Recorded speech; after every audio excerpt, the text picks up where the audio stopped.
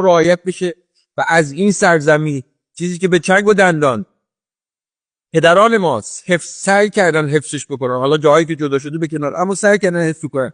اون چیزی که جمهوری اسلامی میتونه بیاد ادعا بکنه که من 46 سال بودم و نداشتم یک وجب از این خاک جدا بشه، چطور این تمامیت ارضیمون رو حفظ کنه؟ یه بار کنار کاک مصطفی هجی نشسته بودم، او داشت میگفتش که ما میخوایم درون همین مرزها، درون همین چهاردیواری با هم دیگه زندگی بکنیم. حقوقی هستیم که نداشتیم حالا میکنیم. کسی بلند شد گفت نخیر، شما دارین صحبت از تجزیه میکنیم، خواستگار واقعیتون اومد. کاک مصطفی هجی گفت من تو کوه خوب یادم، تو کوه دارم با پاسدار میجنگم، فکر میکنی از شما میترسم؟ اگه تجزیه طلب بودم میگفتم، ترسی ندارم از شما. ما روی منافع خودمون، رو محاسبات خودمون باور نداریم که این راه خوبیه تجزیه کشور. ولی بعضی هستن خب خیلی علنا روشن راجع به تجزیه صحبت میکنن.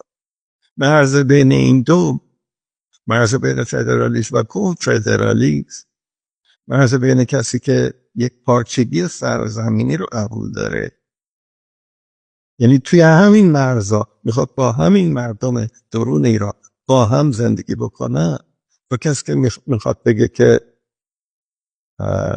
من خاک مشا رو میخوام بگیرم برای خودم بردارم ببرم یه جای دیگه، خب این فرقش خیلی روشنه. یکیش کاملا قابل قبوله، یه حقوقی رو میخواد برای خودش، میگه تصمیمات حکومت محلی هرچی نزدیکتر گرفته بشه به اون مردمی که اونجا این سیاست اعمال میشه بهتره، مشروعیت بالاتر میره. خب یه حرف درسته، اما فرق داره با کسی که میگه من خاک رو میخوام جدا کنم بکنم ببرم جای دیگه. یکیش کاملا قابل قبوله و نباید یه واژه‌هایی رو باردار کرد، مثلا تمامیت ارضی رو چکشی کرد که توی سر اون زده میشه که اون بیاد بگه نه من تمامیت ارضی رو قبول ندارم ولی یک پارچگی سرزمین رو قبول دارم. فرقش این پارسی اون یکیه، منتها یکیش تبدیل به چکش شده، بار پیدا کرده.